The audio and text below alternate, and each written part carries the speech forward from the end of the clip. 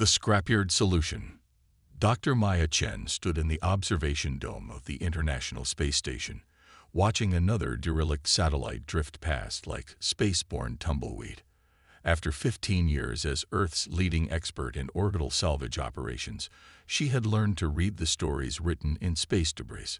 This particular satellite was an old communications relay, probably from the 2030s, its solar panels bent and twisted from decades of micrometeorite impacts. Dr. Chen. The voice of General Sarah Martinez crackled through her earpiece. The Security Council is ready for you. Maya took a deep breath, her eyes still fixed on the satellite. On my way. The meeting room was packed with military brass and government officials from every major spacefaring nation. Their faces were grim, and with good reason. The Hegemony Alliance's ultimatum had arrived 3 days ago. Surrender Earth's sovereignty or face annihilation. Their massive fleet would arrive in 6 months.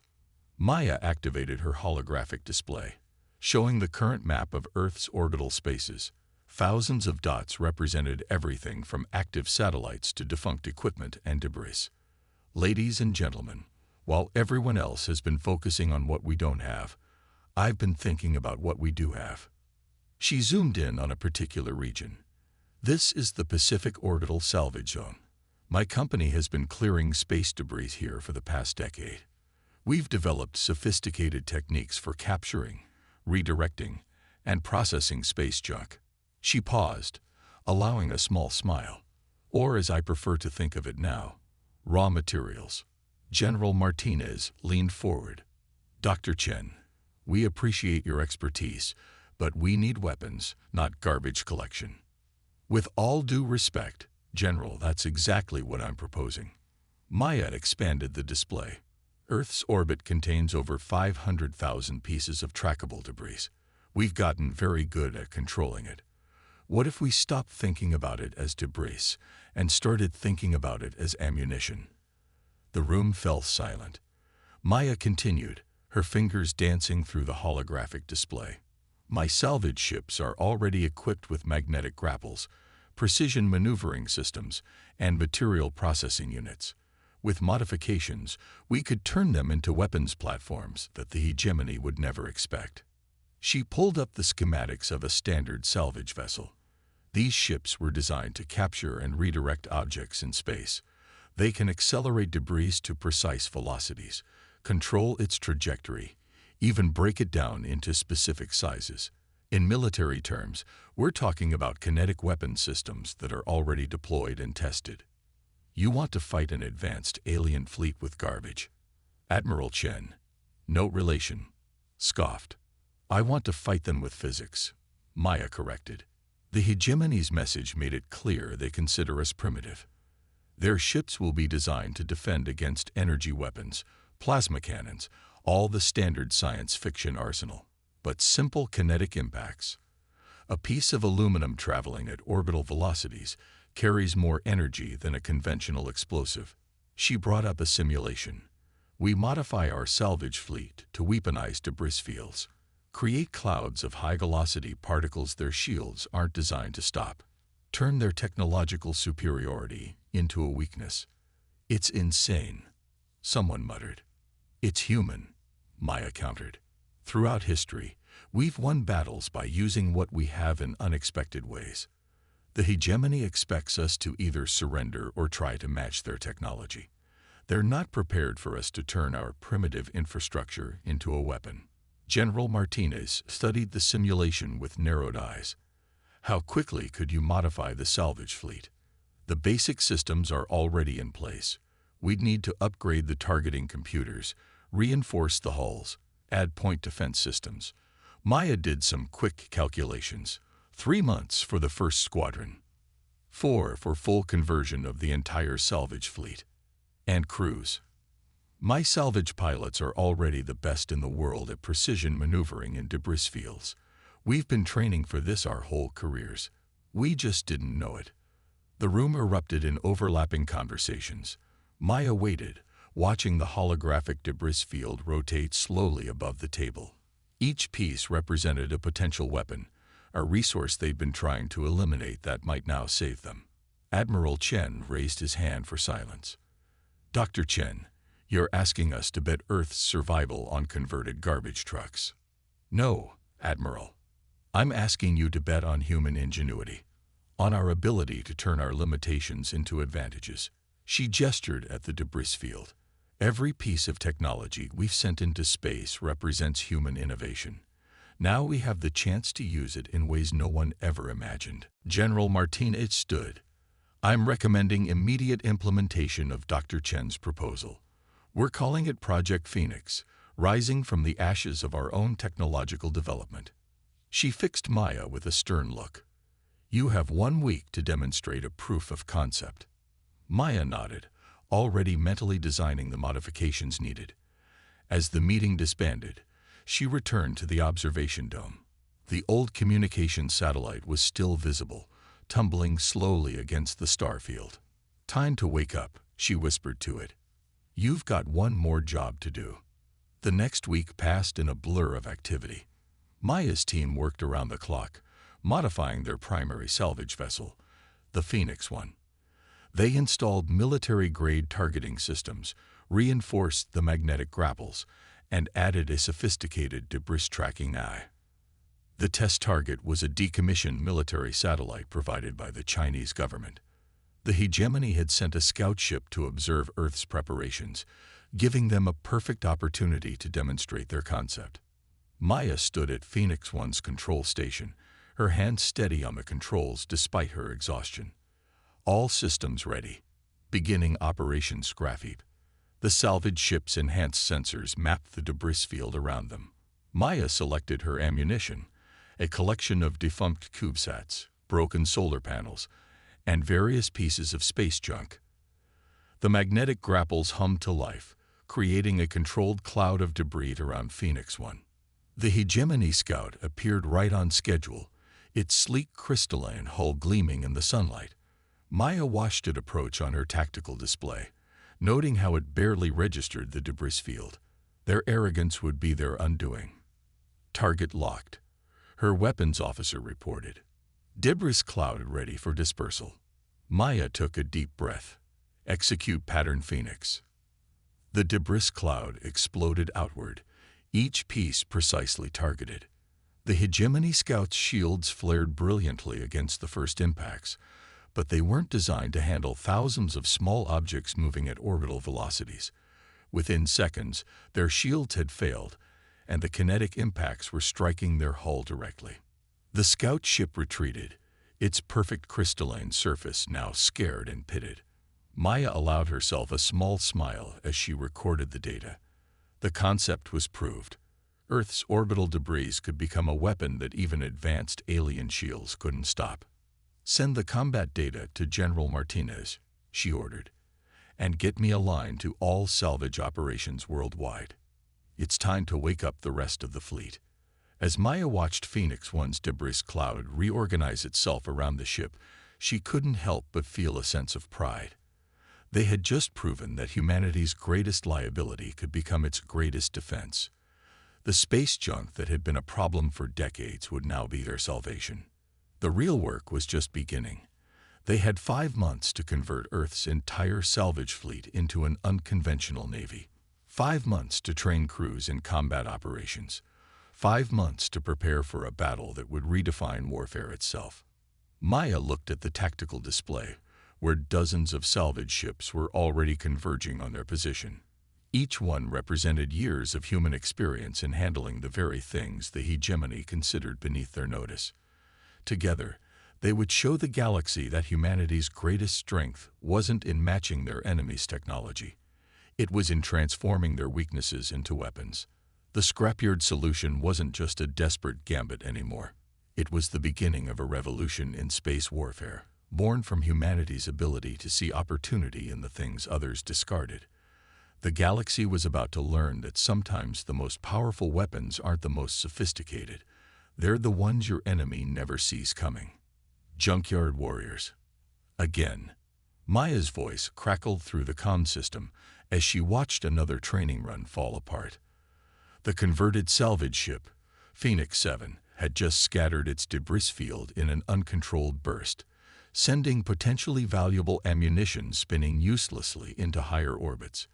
Captain James Rodriguez, a veteran salvage pilot with 15 years of experience, groaned in frustration. "Dr. Chen, we've been at this for 16 hours straight. The crew needs rest."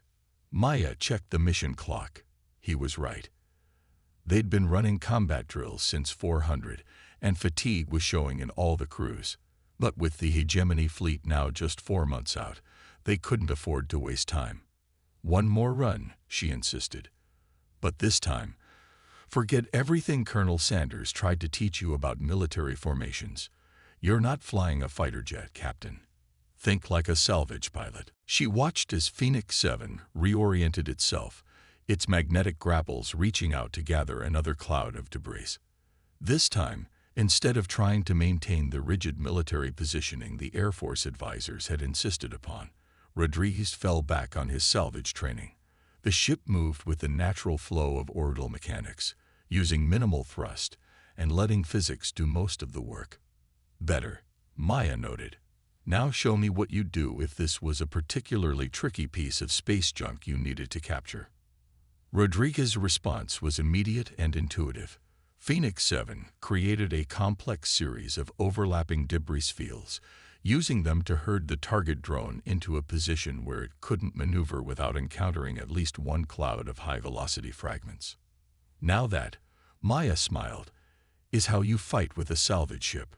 The revelation sparked a fundamental shift in their training approach. Instead of trying to turn salvage pilots into military officers, they began adapting military strategy to salvage operations. The result was something entirely new, a form of space combat that looked more like an elaborate orbital ballet than traditional warfare. Colonel Jessica Sanders, the Air Force liaison assigned to the project, was not impressed.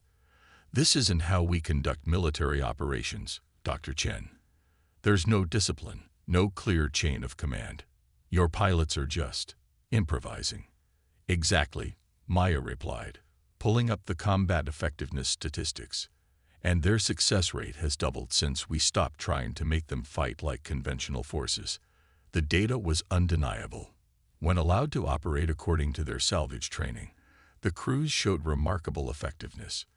They instinctively understood orbital mechanics in ways that traditional military pilots didn't, could predict debris patterns that looked chaotic to untrained eyes, and had years of experience manipulating objects in zero gravity. The breakthrough came during a simulated engagement against multiple targets. A salvage crew led by Captain Sarah Chen, again, no relation, demonstrated a technique they'd developed for clearing dense debris fields. By creating carefully calculated resonance patterns in their debris clouds, they could set up what they called cascade fields, waves of impacts that would spread outward, multiplying their effective combat range.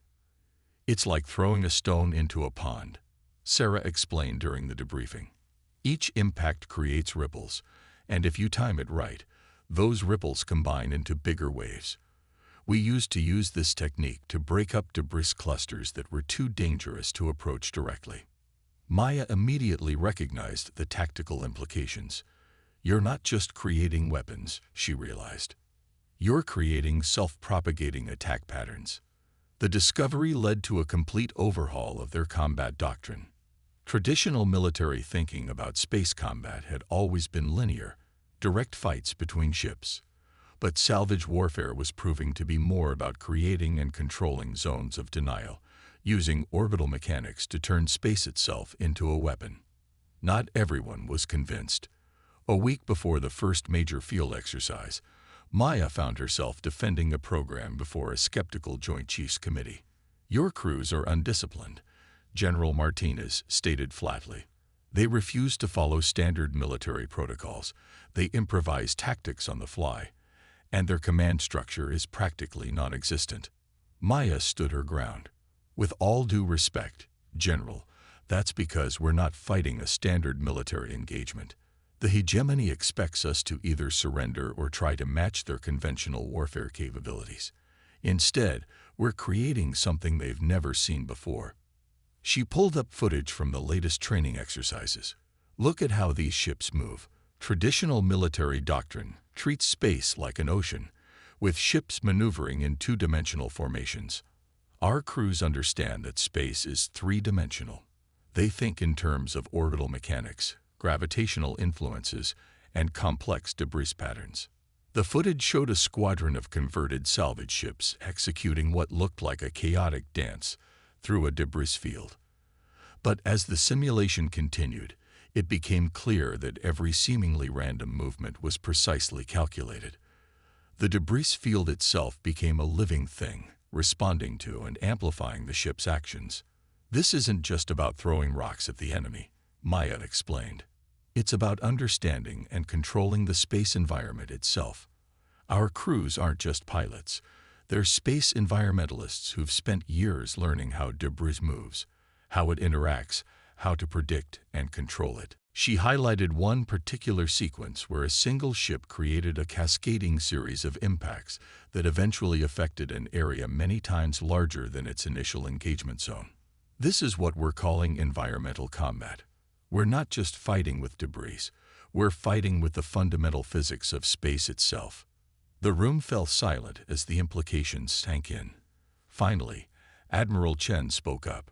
Dr. Chen, what you're proposing isn't just a new way of fighting. It's a complete paradigm shift in how we think about space warfare. Exactly, Maya nodded. The hegemony's technological superiority is based on their ability to ignore environmental factors. Their shields let them operate, as if space was empty. We're turning that strength into a weakness by making the environment itself our weapon. The debate might have continued, but a priority alert cut through the discussion. Long-range sensors had detected a hegemony patrol fleet entering the outer solar system. They were about to get their first real combat test. Maya rushed to the control center, where her crews were already mobilizing. As she watched the salvage fleet move into position, she felt a surge of pride. These weren't soldiers trying to be salvage pilots or salvage pilots trying to be soldiers. They were something entirely new, environmental warriors who understood that space itself could be their greatest ally. The converted salvage ships moved with practiced precision, each one trailing its own carefully controlled debris cloud.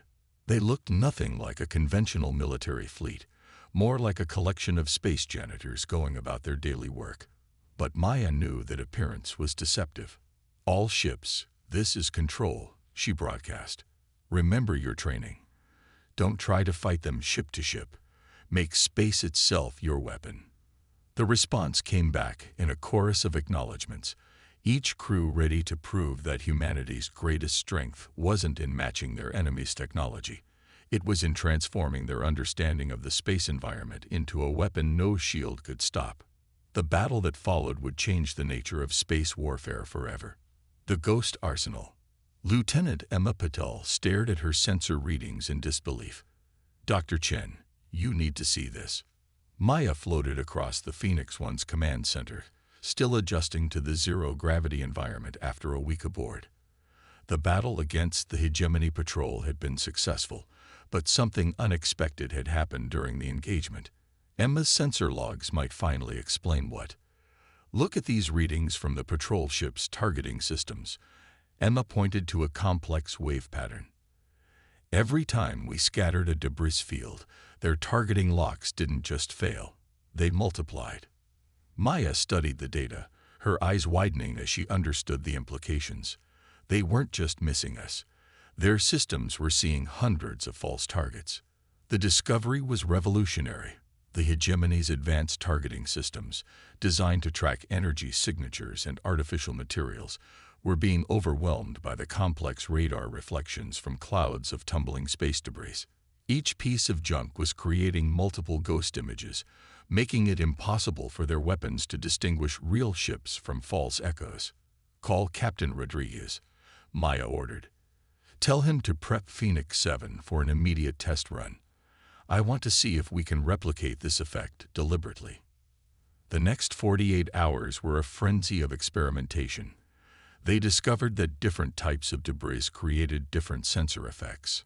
Fragments of old solar panels were particularly effective, their metallized surfaces creating complex reflection patterns that spawned dozens of ghost signatures. "It's like we're not just hiding our ships," Rodriguez observed during one test. "We're creating an entire phantom fleet." Maya immediately grasped the tactical possibilities. If they could control these ghost signatures, they could make their small salvage fleet appear to be a massive armada.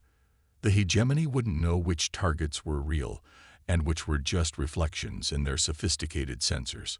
The breakthrough led to Project Spectre, a radical new approach to space combat. Instead of trying to make their ships invisible, they would make them hypervisible in the most confusing way possible. Dr. Yuki Tanaka, their chief materials scientist, developed what she called reflection shells, carefully arranged layers of salvaged materials designed to maximize sensor confusion. "Think of it like a hall of mirrors," she explained. "Each layer reflects and distorts signals in a different way." The first full-scale test of the new technology exceeded all expectations. A single salvage ship equipped with reflection shells and trailing a specially designed debris cloud appeared on hegemony-type sensors as a fleet of over 50 vessels. But Maya wasn't satisfied. "We're not just trying to confuse them," she told her team. "We need to make them doubt everything their sensors tell them." The solution came from an unexpected source. Dr. Raj Sharma, a former satellite communications expert, proposed using salvaged communication arrays to actively broadcast false signals. "The hegemony sensors are so sophisticated that they'll pick up everything," he explained. "So let's give them too much to process." They began deploying what they called ghost buoys, minimal structures built from salvaged components that existed solely to broadcast false signals and create sensor phantoms. Each one required only a tiny power source and basic maneuvering capability, but in conjunction with the reflection shells and debris clouds, they created an impenetrable electronic smokescreen. The hegemony's response to these developments was revealing. A captured transmission showed their tactical officers becoming increasingly frustrated with their inability to get clear sensor readings of Earth's defenses. Their attempts to map Earth's orbital forces were coming back with wildly different results each time. "They're starting to doubt their own technology," Maya noted with satisfaction. "And that's exactly where we want them." But the real game changer came when they discovered they could use the ghost signatures offensively. By carefully choreographing the movement of debris clouds and ghost buoys, they could create the impression of fleet movements that didn't exist, forcing the hegemony to react to phantom threats. During a skirmish in the asteroid belt, a single salvage ship managed to tie up an entire hegemony battle group for hours by making them chase sensor ghosts through a field of strategic debris. The aliens' sophisticated targeting computers, unable to distinguish real threats from false ones, kept them constantly off balance. "We're not just fighting their ships anymore," Maya realized. "We're fighting their entire technological worldview." The psychological impact on the hegemony forces was becoming evident. Their ships began maintaining much larger defensive perimeters, wasting energy keeping their shields at full power against phantom threats. Their previously precise formation flying became hesitant and overcautious. But Maya knew they couldn't rely solely on deception. "The Ghost Fleet is a powerful tool," she told her command staff. "But it's only effective as long as they can't tell what's real and what isn't. We need to make sure that when they do find our real ships, they'd wish they hadn't."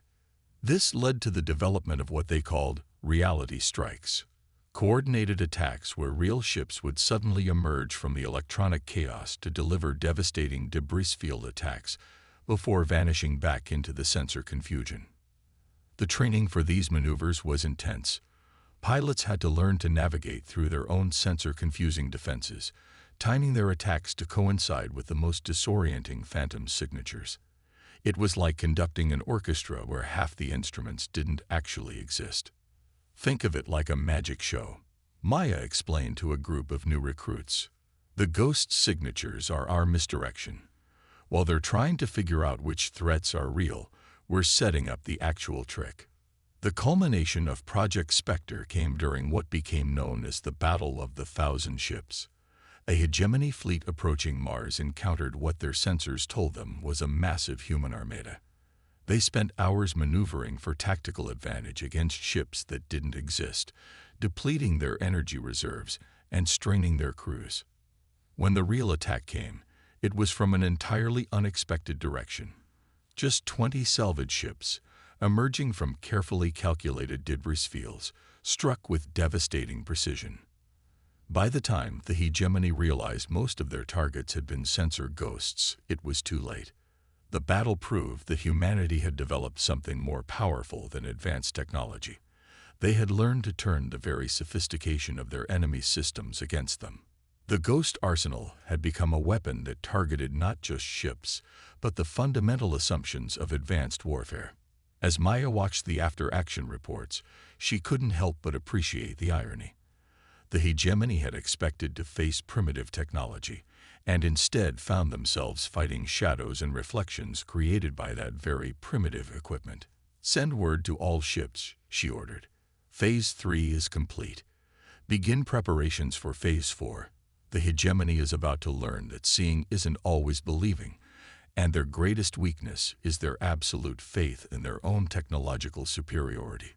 The Ghost Arsenal had changed the nature of space combat forever, proving that sometimes the most effective weapon isn't the one that destroys your enemy, but the one that makes them destroy themselves. Adaptive warfare. "They're learning," Maya announced to the gathered command staff, highlighting the latest battle footage. A hegemony cruiser had just successfully neutralized a debris field attack by using wide dispersion energy pulses to vaporize incoming fragments. "We knew they would eventually adapt. Now we need to adapt faster." The hegemony's response to Earth's unconventional tactics had been methodical and determined. Their ships now carried modified shields calibrated to detect and deflect even small debris particles. They'd developed new scanning systems designed to pierce through the ghost signatures that had previously confused their targeting computers. But humanity had never expected their tricks to work forever. In fact, Maya had been counting on the hegemony's adaptability to drive the next phase of evolution in space combat. "Show them the Hydra Protocol," she nodded to Captain Rodriguez. The holographic display shifted to show a new type of converted salvage vessel.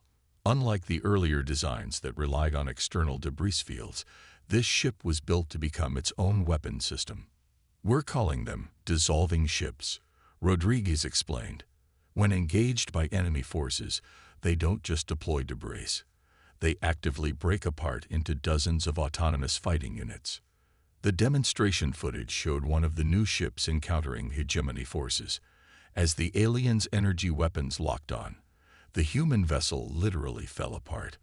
But instead of becoming space debris, each fragment revealed itself to be a miniature combat drone, built from salvaged components and powered by minimal fusion cells.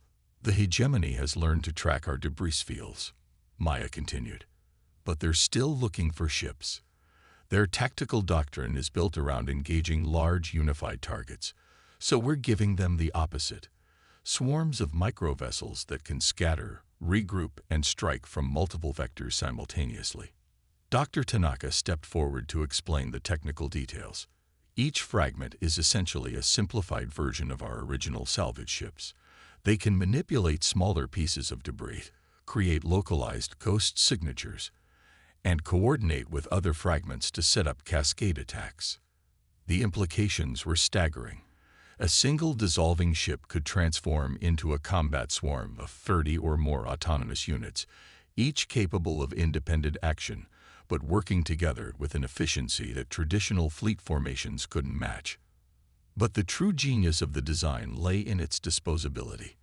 When a fragment was damaged or destroyed, it became part of the very debris field that other fragments could use as ammunition. The more the hegemony destroyed, the more weapons they created for the remaining units to use. The first real-world test of the Hydra Protocol came sooner than expected. A hegemony battle group, confident in their new anti-debris countermeasures, pushed aggressively into Earth orbit. "Hydra Squadron, you are cleared to engage." Maya gave the order. watching as 5 of the new dissolving ships moved to intercept. The hegemony commanders, expecting another debris field attack, were visibly confused when the human ships appeared to suffer catastrophic structural failures. Their confusion turned to chaos as the fragments revealed themselves to be combat units, swarming around their formations like angry insects. Multiple targeting solutions, reported Lieutenant Patel, monitoring the battle from Phoenix 1. The hegemony's new shields are effective against debris, but they can't track this many small, active targets simultaneously. The battle became a lesson in asymmetric warfare. The hegemony's powerful energy weapons, designed to engage capital ships, proved nearly useless against targets barely larger than escape pods. Their sophisticated targeting systems, even with the latest updates, struggled to prioritize threats when faced with hundreds of constantly moving objects. But the real turning point came when the fragment swarms began coordinating their attacks. Using salvaged communication arrays, they created a mesh network that allowed them to act with a hive mind efficiency. When the hegemony adapted to one attack pattern, the swarm instantly shifted to another. "They're not just fighting our weapons," Maya observed. "They're fighting our entire approach to combat. And they can't adapt fast enough because we're not giving them time to analyze and respond." The success of the Hyper Protocol led to further innovations. Engineers began developing what they called evolution ships, vessels that could reconfigure themselves on the fly, adapting their structure and capabilities based on battlefield conditions. Dr. Sharma's team created viral communication pods that could infiltrate hegemony command networks, injecting false data and corrupting their tactical coordination. Each new hegemony countermeasure was met with 3 or 4 human innovations, creating a constant state of tactical flux. "The key is to never let them get comfortable," Maya explained during a strategy session. "Traditional military doctrine is about mastering specific tactics and formations. We're doing the opposite. We're mastering the art of constant change." The approach was paying off. Hegemony forces, trained to fight according to established protocols, found themselves increasingly paralyzed by uncertainty. Their technological superiority became a liability as complex systems struggled to cope with constantly shifting threats. But the true victory wasn't just in defeating hegemony forces, it was in forcing them to question their entire approach to warfare. Reports indicated that their military leadership was split between those who wanted to double down on technological solutions and those who argued for adopting more adaptive strategies. "We're not just changing how we fight," Maya realized. "We're changing how they fight." The culmination of this new phase of warfare came during what became known as the Battle of Broken Mirrors. A major hegemony fleet, equipped with their latest countermeasures, encountered what appeared to be a traditional human salvage squadron. But as soon as the hegemony forces engaged, the human ships began to transform. Some dissolved into swarms of combat fragments. Others reconfigured themselves into completely different vessel types. Still others seemed to flicker between multiple forms, leaving the hegemony's targeting systems utterly confused. "Their tactical computers are going into cascade failure," Paddle reported with satisfaction. "They literally can't process what they're seeing because it doesn't fit any known combat paradigm." The battle ended with the hegemony fleet in retreat, their formations shattered, their combat doctrine in ruins. But Maya knew this wasn't the end. The aliens would adapt again, develop new countermeasures, try new approaches. And that was exactly what she was counting on. Every time they adapt, they move a little further from their original tactical doctrine. She explained to her command staff. "They're learning to think like us, to embrace chaos and uncertainty. And that's how we'll win this war, not by outfighting them, but by teaching them a whole new way to fight." As she watched the hegemony fleet retreat, Maya couldn't help but smile. The next phase of the war would be even more interesting, because now both sides were evolving, creating a form of combat that nobody had ever seen before. "Begin preparations for Phase 5, she ordered. "The real revolution in warfare is about to begin. Revolution of combat. The main hegemony fleet arrived exactly as predicted, emerging from FTL travel at the edge of the solar system. Their numbers were staggering. Over 1,000 capital ships, each one bristling with weapons that could reduce a continent to ash. The crystalline vessels moved in perfect formation, their hulls gleaming with an otherworldly light. Maya stood in Phoenix One's command center, watching the tactical display with calm determination. Everything they had done, every innovation and adaptation, had been building to this moment. All ships, this is control, she broadcast. Execute Operation Paradigm Shift. Across the solar system, humanity's defense plans sprang into action.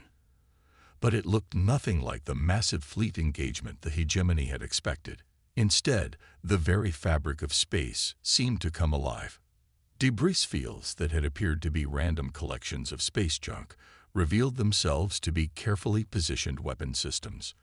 Ghost signatures bloomed by the thousands, creating phantom fleets that even the hegemony's upgraded sensors couldn't distinguish from reality. Dissolving ships broke apart into swarms of combat units, while evolution ships shifted forms like digital kinglians. They're responding exactly as predicted, Lieutenant Puddle reported, monitoring the hegemony fleet's reactions. The aliens were deploying in a defensive formation designed to counter their previous encounters with human forces, spreading out to minimize the effect of debris fields, activating their new anti-swarm countermeasures. But this wasn't going to be like any previous battle.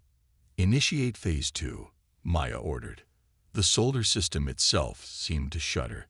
Hidden throughout the asteroid belt, thousands of modified mining charges detonated simultaneously. The explosions weren't meant to damage the hegemony fleet directly. Instead, they pulverized countless asteroids into precisely sized fragments, creating an artificial meteor storm on an unprecedented scale. The hegemony's response was immediate and predictable. Their ship's energy weapons lashed out, attempting to vaporize the incoming debris as they had in previous encounters. But the sheer volume of material overwhelmed their defenses, forcing them to expend massive amounts of energy just to maintain their shields. They're following the playbook we wrote for them, Maya noted with satisfaction. Every defensive measure the hegemony took had been anticipated and factored into humanity's battle plan. Their very adaptations to previous human tactics were now being used against them. But the true revolution in combat was just beginning. Launch the resonant swarms, Maya commanded. From hidden positions throughout the solar system, a new type of weapon emerged. They looked like standard debris clouds at first, but these were something entirely different. Collections of salvaged materials, specifically tuned to interact with the hegemony's shield frequencies. Dr. Tanaka had discovered that the aliens' energy shields, when hit with precisely calibrated impacts, could be forced into harmonic resonance. Each impact, while individually harmless, contributed to a building vibration in their defensive fields. The effect was devastating. Hegemony ships began experiencing cascade shield failures as their own defensive systems turned against them. The more power they fed into their shields to resist the debris, the stronger the resonance became. They're adapting, Patel warned. Shifting shield frequencies, trying to break the resonance pattern. Maya smiled. Initiate Phase 3. This was where humanity's greatest innovation was revealed. The resonant swarms weren't just weapons, they were teaching tools. Each impact transmitted tiny packets of programming code directly into the hegemony shield systems. As their computers frantically tried to adapt to the attacks, they were unknowingly incorporating human battle protocols into their own systems. We're not just fighting them, Maya explained to her command staff. We're teaching them a whole new way to fight. Every adaptation they make brings them closer to our way of thinking. The battle spread across the solar system as the hegemony fleet broke formation, individual ships and squadrons reacting differently to the multiple threats they faced. Some maintained their traditional tactics, trying to overwhelm the human forces with pure firepower. Others began experimenting with crude versions of human techniques, using their own destroyed ships as impromptu debris weapons. They're fragmenting, Rodriguez observed. tactically, and strategically. The hegemony's command structure, built on rigid hierarchies and absolute technological superiority, began to break down. Different ship commanders tried different approaches, creating chaos in their once perfect formations. And in that chaos, humanity found its ultimate victory. "Send the final signal," Maya ordered. Throughout the battlefield, human ships began broadcasting on all frequencies, transmitting technical specifications, tactical databases, and training protocols. It wasn't an attack, it was an offering. "This is Dr. Maya Chen of Earth's Defense Force," she transmitted in the clear. "You've just experienced a revolution in warfare. Your traditional tactics are obsolete. Your technological superiority means nothing. But we're not interested in destroying you. We want to teach you." The response was not immediate. For long minutes, the battle continued as individual hegemony commanders struggled with the decision. But gradually, ship by ship, the alien fleet began to power down their weapons. The first hegemony commander to respond was from a ship that had successfully adapted some of humanity's tactics. "We wish to learn," came the translated message. In the days that followed, the solar system became a classroom. Human salvage crews worked alongside hegemony engineers, showing them how to see opportunity in what they had previously considered waste. The aliens' advanced technology was combined with human improvisation, creating hybrid systems that were more effective than either approach alone. "We never intended to just win a war," Maya explained to a group of hegemony tactical officers. "We intended to change how wars are fought, to show that true superiority isn't about having the most advanced technology. It's about being able to adapt, to see possibilities where others see limitations." The impact spread beyond just military applications. Other species in the galaxy, hearing of how Earth had turned the hegemony's invasion into a revolution in warfare, began sending observers to learn. The salvage techniques developed for combat found applications in mining, construction, and environmental restoration. Earth's position in the galactic community was secured not through conquest or submission, but through innovation. The salvage squadron became the foundation for a new type of military force, one that specialized in turning limitations into advantages, waste into weapons, and enemies into students. Maya stood in the observation dome of the International Space Station, watching a joint human hegemony training exercise. Salvage ships and crystalline vessels maneuvered together, practicing maneuvers that would have been impossible for either species alone. "Ready for your next class?" Rodriguez asked, floating up beside her. Maya smiled, watching a piece of debris tumble past. Not waste, not a weapon, but a teaching tool for a new era of space warfare. "Always," she replied. "The revolution never ends. It just keeps evolving." And in the depths of space, among the debris fields and ghost signatures, a new chapter in galactic history had begun. Earth had proved that the greatest weapon wasn't technology or firepower. It was the ability to turn today's limitations into tomorrow's advantages. The age of salvage warfare was over. The age of adaptive warfare had begun. The end.